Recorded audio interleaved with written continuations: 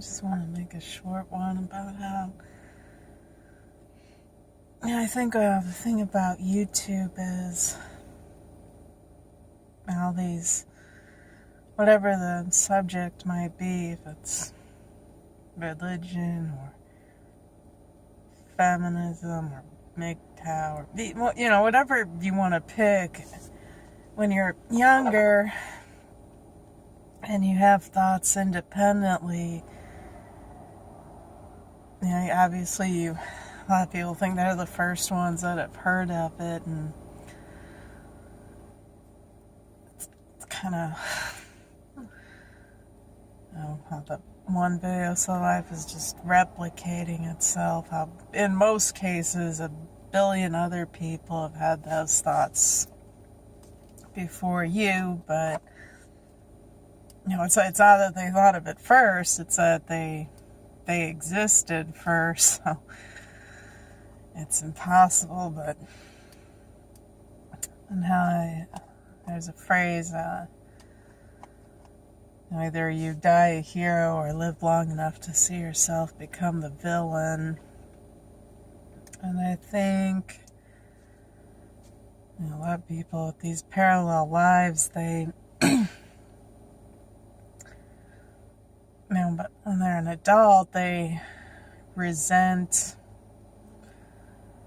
they perceive it as other people are reaping all the benefits from, because, they sell you that bill of goods, and people, they deprive themselves and sacrifice, and and then you'll get something. Of course, a lot of people don't get something, but there's lots of people who do reap the rewards for things they haven't earned. And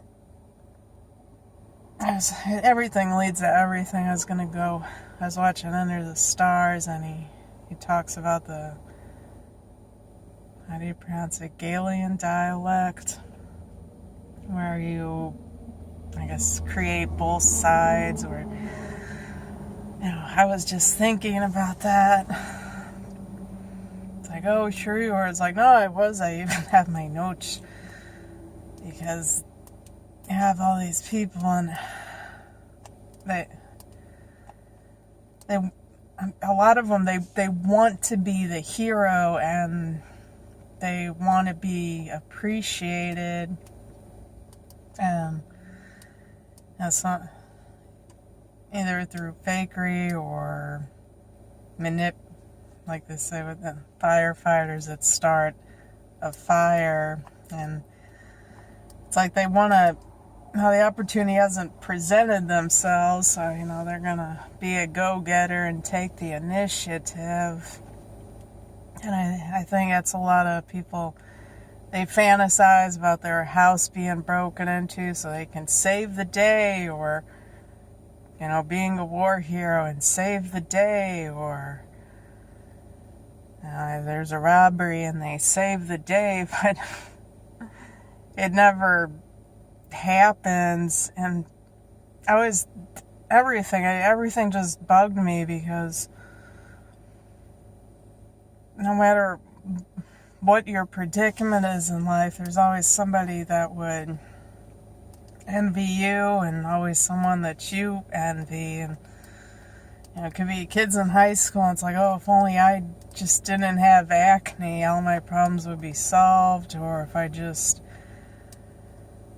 could, these 2 people above me on the team, if only those 2 weren't there, I'd be on top. Or if only this person didn't exist at work, I'd have their job. But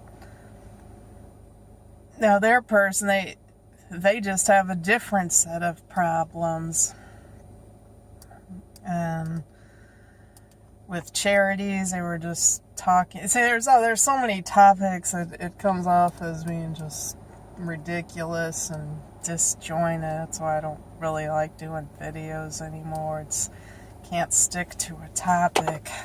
But they just had, again, someone was defending the Goodwill CEO making $800,000, and I think it's United Way, he makes $1 million.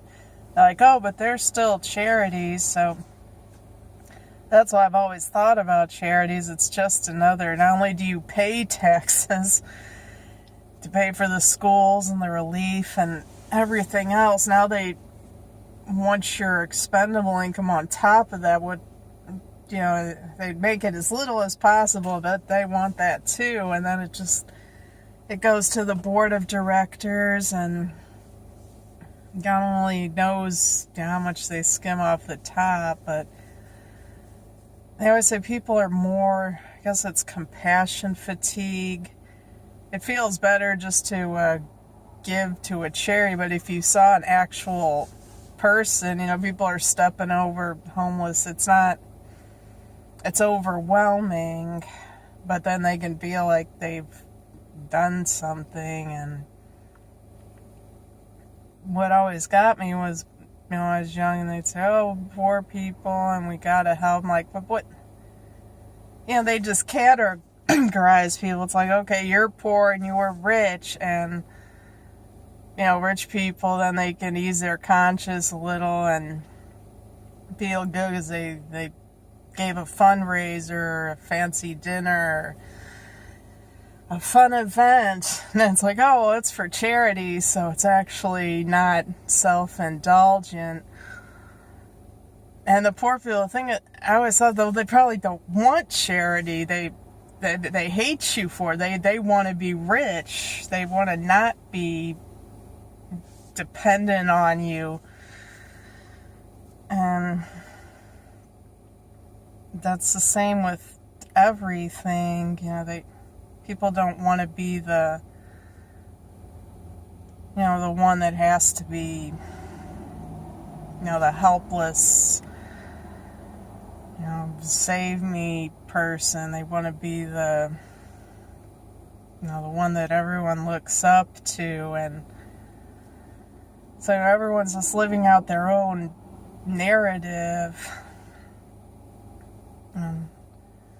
It's just kind of funny because so many, they want recognition by people. The same people that they claim to hate, that they say are stupid or something, or so they want their approval, but yet they despise them for it because, I don't know, it's like, well, what do you need to be validated by them for if you don't consider them a worthy opponent to begin with?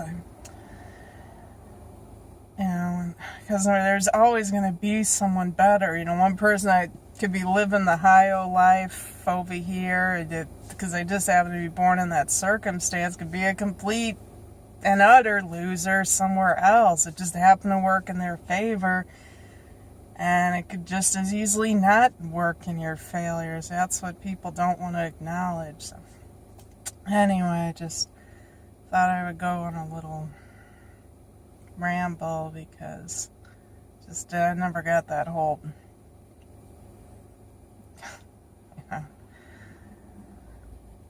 I think a lot of times there's more malicious intent than just wanting to be altruistic, and it's really more selfish than people acknowledge. Have a good one.